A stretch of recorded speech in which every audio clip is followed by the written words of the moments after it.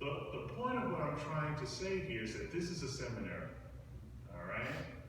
How often do we as priests and seminarians meditate on, contemplate on, appreciate the fact that we are not in this situation because we thought it was a bright idea, okay?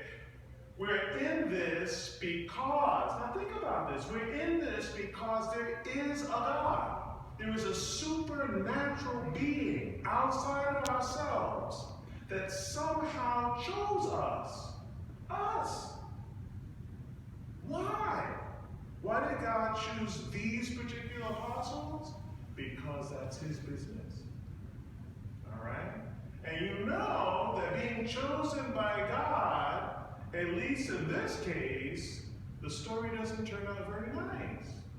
Because the tradition is all of these guys died as a result of being chosen by God. In a terrible way, they were martyred. And even the one who betrayed him ended up dying too by killing himself. Divine election also doesn't guarantee human success either, or that people all praise you and say, oh, God chose you, you must be wonderful. God chose these people and God chose us to bring healing to the human race. If you're not a priest or a seminarian, guess what? God chose you too. Okay, God chose you too. And what I'm trying to get you to understand is that you were selected. You were singled out. And if God indeed has called us, don't we have a certain kind of responsibility to constantly seek the will of God? That somehow the human race is relying on us to bring about its healing. The human race is relying on us to bring about unity. So if you see things going on in the United States that don't seem so good, if you see things going on in other countries that don't seem so good, we are the ones that God is calling.